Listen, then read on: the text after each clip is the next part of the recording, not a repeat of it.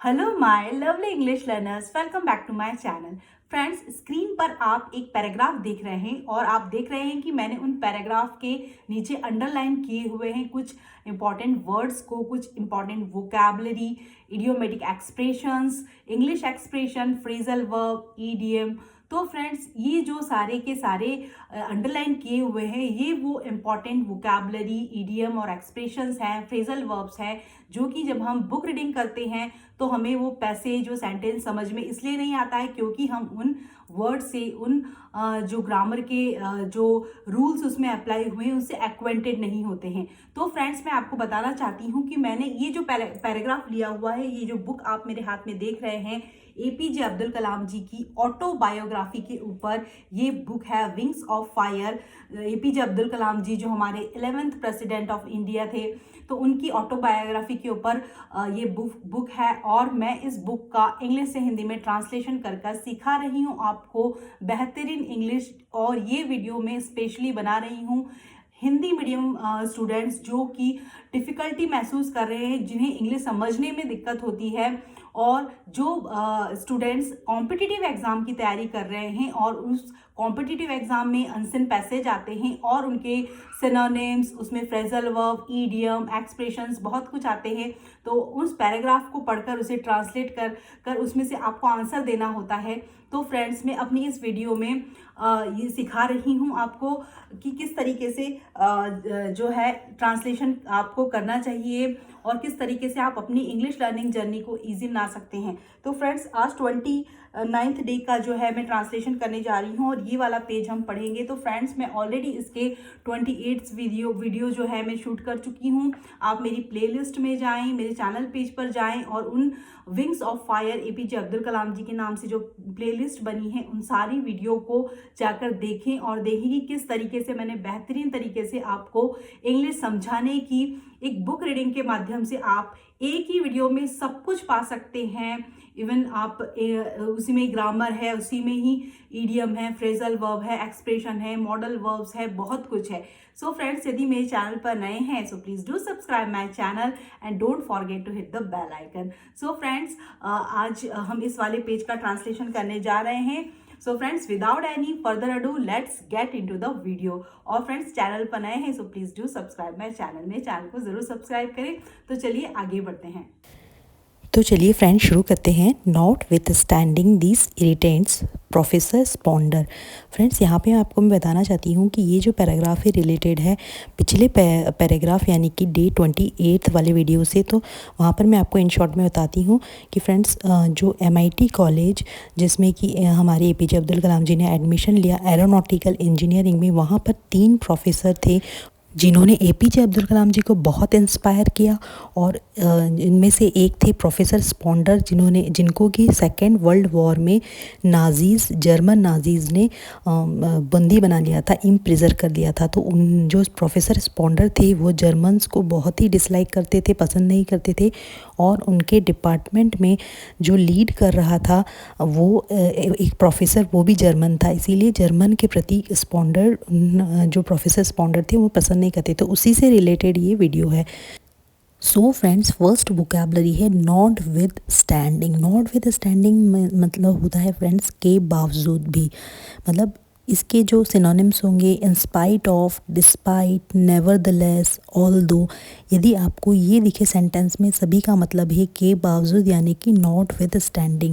अब फ्रेंड्स, कुछ एग्जाम्पल की मदद से अच्छे से समझते हैं। जैसे कि मुझे ये पसंद नहीं आया, इसके बावजूद भी मैं शांत रहा। So sentence will be I didn't like it, notwithstanding I remained calm. मतलब मुझे पसंद नहीं आया फिर भी मैं शांत रहा। एक और सेंटेंस देखते हैं। हॉल खचाखच जो है बदमाशों से भरा हुआ था, इसके बावजूद भी हमारा चैंपियन लगातार और धैर्यपूर्वक खेलता रहा। तो not with standing that the hall was packed with bullies. Friends, bullies मतलब होता है बदमाश। Notwithstanding that the hall was packed with bullies, a champion played on steadily and patiently. Steadily मतलब लगातार और पेशेंटली मतलब धैर्यपूर्वक। तो जो है हॉल बदमाशों से भरा हुआ था, लेकिन हमारा जो चैम्पियन था वो लगातार धैर्यपूर्वक खेलता रहा। तो इस तरीके से आप इसे यूज़ कर सकते हैं अपनी डे टू डे लाइफ में। अब आगे, not with standing this irritants. Friends, irritants मतलब होता है कि किसी को भी गुस्सा दिलाना, अनोइंग सिचुएशन क्रिएट करना, डिस्ट्रैक्ट करना या उत्तेजित करना। जैसे कि एग्जांपल से देखते हैं, he said the issue was not a major irritant. मतलब उसने कहा कि ये जो इशू है, प्रॉब्लम है, वो ज़्यादा इरिटेंट करने वाली नहीं है। तो इरिटेंट मतलब होता है किसी को भी गुस्सा दिलाना, डिस्ट्रैक्ट करना। तो यहाँ पर इस सेंटेंस में इरिटेंट का मीनिंग ये निकल रहा है। तो notwithstanding these irritants professor Sponder preserved his individuality. Preserved his individuality मतलब फ्रेंड्स होता है अपने व्यक्तित्व को उन्होंने सुरक्षित रखा। मतलब उनका जो बिहेवियर था लोगों के प्रति और उनका जो ट्रेड था, ट्रेड मतलब उनके जो गुण थे, बिहेवियर थे, क्वालिटी थी, वो बहुत ही अच्छे थे। And maintained high professional standard. Maintain high professional standard मतलब होता है फ्रेंड्स, ये वो स्किल होती है जो भी आपके करियर में, आपके प्रोफेशनल में बहुत ही रोल प्ले करती है। मतलब कि आपका जो नॉलेज है, आपका बिहेवियर है, वो एक्सपेक्ट करते हैं आपके करियर में कि जहाँ पर भी आप काम करते हैं, आपका जो व्यवहार हो, आपका जो पर्सनालिटी हो, आपका जो बिहेवियर हो, वो अच्छा हो। तो उन्होंने इन इरिटेंट्स के बावजूद भी अपने जो प्रोफेशनल स्टैंडर्ड को मेंटेन करके रखा। इस जो है पैराग्राफ का ये मीनिंग है। अब देखिए आगे बढ़ते हैं। ही वॉज ऑलवेज काम, energetic and in control, total control of himself. Friends, मतलब ही यानी यहाँ पर प्रोफेसर स्पॉन्डर की बात कर रहे हैं APJ अब्दुल कलाम जी। उन्होंने कहा कि वो हमेशा, ऑलवेज मतलब हमेशा काम। काम मतलब फ्रेंड्स होता है, देखो इसे कैसे प्रोनाउंस करेंगे, काम। एल यहाँ पर साइलेंट है, CALM, लेकिन इसे प्रोनाउंस करेंगे काम। काम मतलब होता है शांत, पीस। इसके सिनोनिम्स होते हैं काम के peace, quiet and freedom from disturbance, tranquil, serene, sober, silent, ये इसके होते हैं सिनोनिम। अब फ्रेंड्स देखिए यहाँ पर जो काम का एक जो बहुत ही बढ़िया सिनोनिम है वो है क्वाइट। तो जैसे हमने क्वाइट, अब देखिए फ्रेंड्स यहाँ पर 3 जो वर्ड हैं, क्वाइट और क्विट, इसके बीच में हमेशा जो है स्टूडेंट जो हिंदी मीडियम वाले हैं उनको थोड़ा सा कन्फ्यूज़न रहता है कि क्वाइट और क्विट के बीच में क्या डिफरेंस है। तो क्वाइट जो है इसका मतलब होता है साइलेंट, मतलब नॉइसलेस, मतलब काम, पीस। और इसके जैसे हम एग्ज़ाम घर पे भी बोलते हैं ना, या फिर स्कूल में बोलते थे बी क्वाइट, मतलब शांत हो जाओ, चुप हो जाओ। Be quiet, we are studying here, शांत रहो, हम यहाँ पढ़ रहे हैं। या फिर you are very quiet today, तुम आज बहुत चुपचाप हो। या you have to be quiet in school library, तुमको स्कूल लाइब्रेरी में चुपचाप रहना चाहिए। तो इसका कैसे प्रोनाउंसिएशन है, QUIET, क्वाइट। अब देखिए क्वाइट मतलब होता है, ये एक एडवर्ब होता है और इसका मतलब होता है पूरी तरह से, काफ़ी हद तक, कम्प्लीटली, फुल्ली, एंटायरली। तो क्वाइट एक एडवर्ब है और इसका मतलब होता है कम्प्लीटली। जैसे कि हर एग्ज़ाम वॉज क्वाइट गुड, उसका जो एग्ज़ाम था वो बहुत अच्छा था। या फिर जैसे आर यू क्वाइट श्योर, क्या तुम पूरी तरह से सहमत हो। या I quite agree with the idea, क्या तुम इस आइडिया से पूरी तरह से सहमत हो। तो क्वाइट मतलब पूरी तरीके से। और एक होता है क्विट एक वर्ब है जिसका मतलब एक क्रिया वर्ब मतलब एक क्रिया है जिसका मतलब होता है लीव, गो अवे, किसी चीज़ को त्यागना, डिपार्ट फ्रॉम, या फिर किसी गिव अप करना, छोड़ना। तो क्विट, जैसे कि एग्जांपल है इसका, I decided to quit my job, मतलब मैंने डिसाइड किया है कि मैं अपनी जॉब को छोड़ दूँगी। या फिर बोलते हैं डोंट क्विट, कीप ट्राइंग, छोड़ो मत, ट्राई करते रहो। या फिर कह सकते हैं कि Manish quit smoking last month, Manish ने लास्ट मंथ स्मोकिंग बंद कर दी। तो ये जो है डिफरेंस है क्वाइट, क्विट और क्वाइट के बीच में। तो अब शायद आपको कभी भी कन्फ्यूज़न नहीं होगा। तो हम कहाँ थे, अब देखिए ऑलवेज काम मतलब होता है बहुत ही शांत और चुपचाप थे। और एनर्जेटिक मतलब ऊर्जावान थे। And total in total control of himself. वो हमेशा अपने ऊपर कंट्रोल रखते थे कि कोई भी ऐसे सिचुएशन आए वहाँ पर अपनी जो है अपनी पर्सनालिटी को वो लूज़ नहीं करते थे, अपने बिहेवियर को वो लूज़ नहीं करते थे। तो इस पूरे पैराग्राफ का यही मीनिंग है। So next paragraph, he kept abreast of the latest technology. So friends ये बहुत ही इंपॉर्टेंट ईडियम है, keep kept abreast of. Friends kept abreast of idiom जिसका मतलब होता है किसी भी नई टेक्नोलॉजी, किसी भी नए फैक्ट, सिचुएशन, सब्जेक्ट के बारे में आप हमेशा अप टू डेट रहना, आपको पता होना चाहिए कि भाई मार्केट में क्या चल रहा है। तो इसका मीनिंग पूरा का पूरा निकलता है स्टेड इन्फॉर्म्ड। किसी भी सिचुएशन के बारे में, किसी नई टेक्नोलॉजी के बारे में, डेवलपमेंट के बारे में, किसी फील्ड के आप अप टू डेट रहें।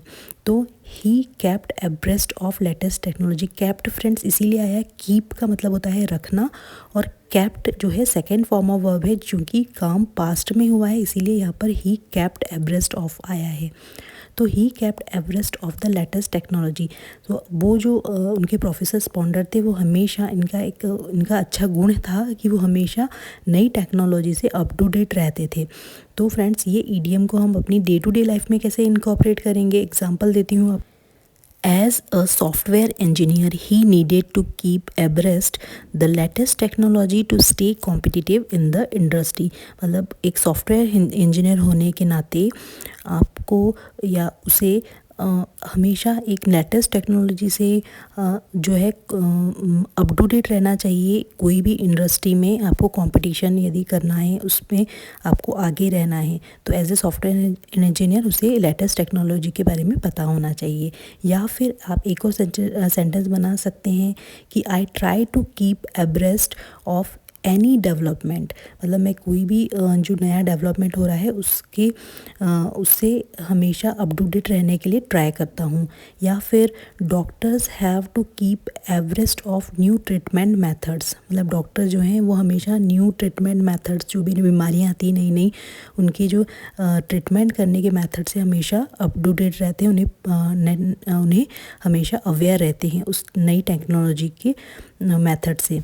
या कि वो रिटायर्ड होने के बावजूद भी वो अपने फील्ड में जो भी लेटेस्ट टेक्नोलॉजी से उससे अपडेट रही थी। तो जैसे कि although she had retired she kept abreast of changes in her field. तो इस तरीके से आप बहुत खूबसूरत सेंटेंसेस बना सकते हैं कीप एब्रेस्ट ऑफ ईडियम को यूज़ कर। सो फ्रेंड्स अब देखें यहाँ पर कीप एब्रेस्ट तो एक ईडियम हुआ, लेकिन यदि सिर्फ आपको वोकैबुलरी एब्रेस्ट मिले तो एब्रेस्ट एक एडवर्ब होता है फ्रेंड्स। एडवर्ब जो कि मतलब आपके जो भी कोई सेंटेंस में आपको ये बताता है कि कोई काम, कोई एक्शन किस तरीके से हो रहा है, कितने उस एक्शन का, जैसे कि बोलते हैं ना ही रन क्विकली, वो तेज़ी से जोड़ा तो या दौड़ा, तो जो क्विकली जो है वहाँ पर एडवर्ब है। तो ऐसे ही एब्रेस्ट भी यदि किसी सेंटेंस में आता है तो एडवर्ब की तरह काम करता है।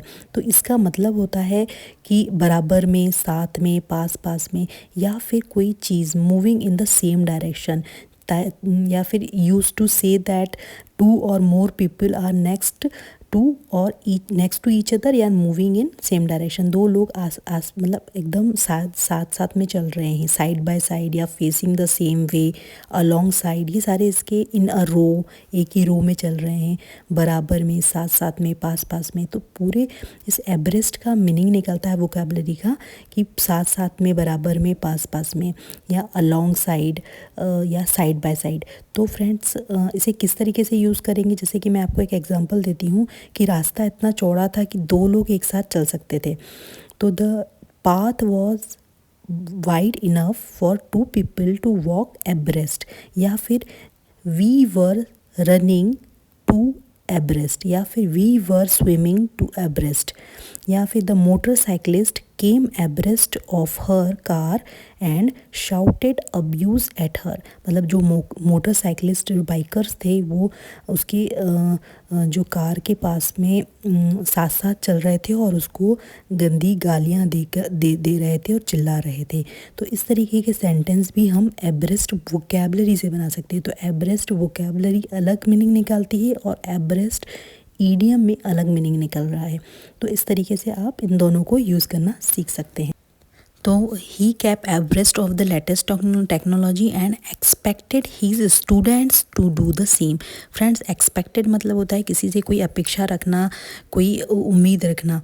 तो वो उम्मीद रखते थे कि वो लेटेस्ट टेक्नोलॉजी से जो है खुद अपडेट रहते थे और अपने स्टूडेंट्स को, उनके विद्यार्थी जो छात्र थे उनको भी वो चाहते थे कि वो भी लेटेस्ट टेक्नोलॉजी से, कि मार्केट में क्या सिचुएशन है, क्या नई टेक्नोलॉजी है, क्या इनोवेशन हुआ है, उस सब से वो भी, उनके स्टूडेंट भी जो है अप टू डेट रहें, कीप एब्रेस्ट ऑफ रहें।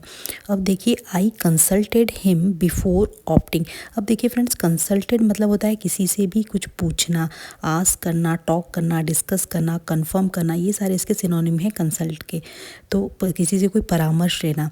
तो information from someone before making a decision, मतलब किसी से भी कोई डिसीजन लेने से पहले किसी से कुछ पूछताछ करना, परामर्श लेना। तो एग्जाम्पल हो सकता है जैसे कि the doctor consulted with the specialist about the patient's rare condition. तो डॉक्टर ने कंसल्ट किया अपने स्पेशलिस्ट डॉक्टर्स के साथ में, जो पेशेंट की, जो रोगी की जो रेयर कंडीशन थी उसके बारे में कंसल्ट किया उसके रेयर कंडीशन, मतलब उसकी कंडीशन अच्छी नहीं थी तो उसके बारे में उन्होंने परामर्श लिया।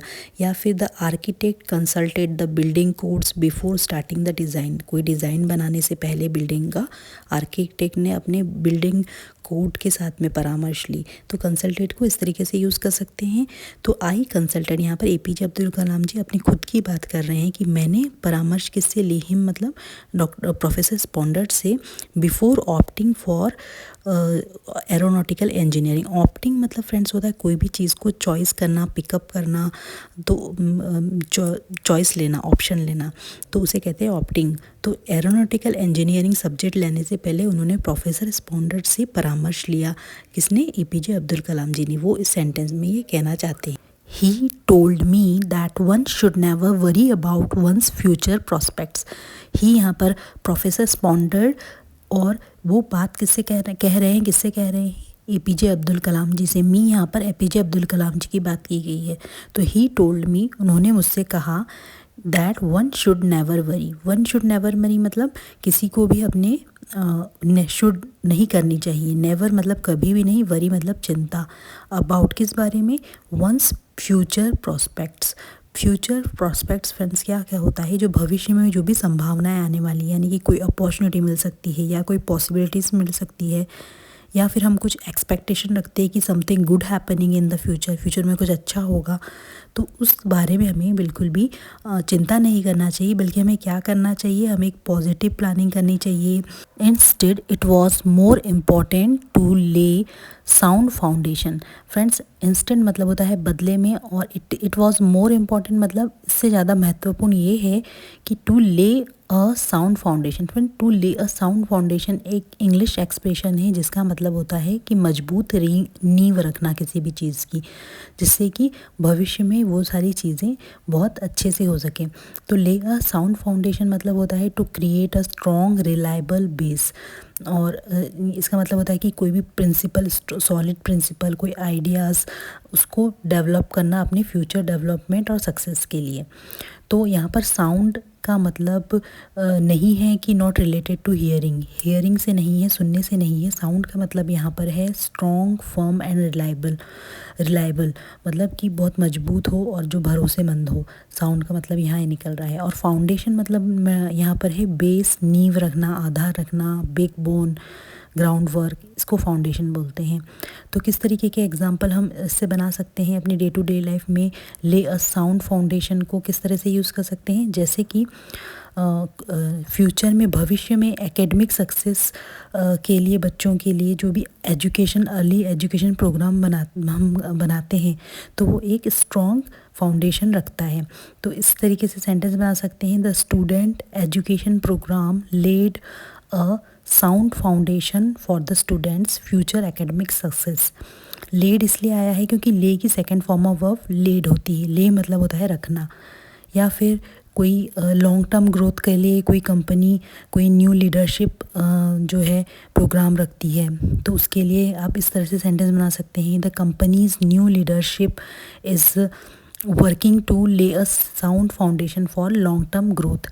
या फिर आप इस तरीके से बना सकते हैं कि to build a successful career it is important to lay a sound foundation for ethical principles. तो यदि आपको कोई सक्सेसफुल करियर आपका बनाना है तो उसके लिए एक इथिकल प्रिंसिपल से आपको एक मजबूत नींव रखना बहुत ज़रूरी है। तो ले अ साउंड फाउंडेशन मतलब एक मजबूत नींव रखना होता है। तो इस एक्सप्रेशन को आप अपनी डे टू डे लाइफ में इस तरीके से यूज़ कर सकते हैं। तो चलिए आगे बढ़ते हैं।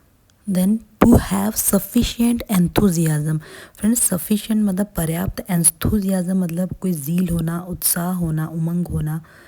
एंड AND एंड है फ्रेंड्स, यहाँ पर टाइपो मिस्टेक है, ARD नहीं है, AND है। एंड अकम्पनिंग पैशन मतलब अकम्पनिंग मतलब साथ में, पैशन मतलब होता है स्ट्रॉन्ग फीलिंग ऑफ एंथुजियाज़म और एक्साइटमेंट अबाउट कोई भी पर्सन हो, थिंग हो या कोई एक्टिविटी के प्रति आपका एक स्ट्रॉन्ग फीलिंग, एक स्ट्रॉन्ग एक्साइटमेंट हो, उसे कहते हैं पैशन। या फिर बोलते हैं deep interest in enjoyment in a particular field और एक्टिविटी, कोई पर्टिकुलर फील्ड में आपका बहुत डीप इंटरेस्ट हो, उसे कहते हैं passion. For one's chosen field of study, chosen, ये देखिए यहाँ पर चोजन वर्ब की थर्ड फॉर्म आई है। चोजन मतलब किसी के जो आपने पर्टिकुलर फील्ड पर आपने, चोजन मतलब होता है कोई फील्ड को चॉइस करना या पिकअप करना। तो जिस पर्टिकुलर फील्ड पे आपने इंटरेस्ट शो किया है, उस चीज़ को लिया है, आपका पैशन है, वो चीज़ इम्पॉर्टेंट करती है, ना कि आप अपने भविष्य के बारे में सोच के देखें कि हाँ ये वाला सब्जेक्ट मुझे लेना चाहिए जिससे कि इस मेरा फ्यूचर इसमें अच्छे जॉब की अपॉर्चुनिटी है। ये सोचना के बदले आप पर्टिकुलर एक स्ट्रॉन्ग बेस बनाएं और उस बेस के अनुसार आपको किस चीज़ में इंटरेस्ट है, आप उस तरीके से आप अपने फ्यूचर में उस सब्जेक्ट में आगे बढ़ें, जो कि जिस फील्ड को आपने खुद ने चुना है, आपका इंटरेस्ट है उसमें, ये वो इस पैराग्राफ में कहना चाहते हैं। अब फ्रेंड्स स्क्रीन पे आप जो है देख रहे हैं, ये सारे के सारे कीवर्ड्स हैं जिसे कि आज हमने पढ़ा है, और आपको इन सभी का स्क्रीनशॉट लेना है और इनसे बनने वाले सभी सेंटेंसेस को अपनी डे टू डे लाइफ में यूज़ करना है। इस बुक को पढ़ाने का यही मेरा एम है कि आप इन सारे जो ईडियम है, फ्रेजल वर्ब, वोकैबुलरी से ज़्यादा जो है एक्वेंटेड हो जाएं, परिचित हो जाएं और अपनी डेली लाइफ में इसे यूज़ करें। जब आप बुक रीडिंग करें या कोई आपसे बात करे और इन वर्ड को यूज़ करें तो आपको पता होना चाहिए कि आपको ये वर्ड्स आते हैं। Friends, if this video add any value in your English learning journey, please do subscribe my channel. मेरे चैनल को सब्सक्राइब करें जिससे कि मैं इस बुक को पूरा आपको ट्रांसलेशन करके आपको एक एक शब्द अच्छे से पढ़ा सकूं और आपकी इंग्लिश लर्निंग जर्नी में एक वैल्यू ऐड कर सकूं।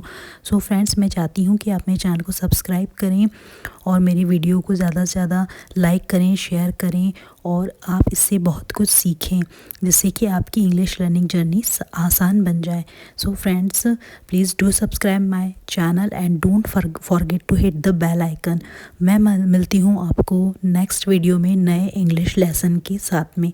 सो friends, till then keep learning, keep watching, keep growing. Thanks for watching my videos.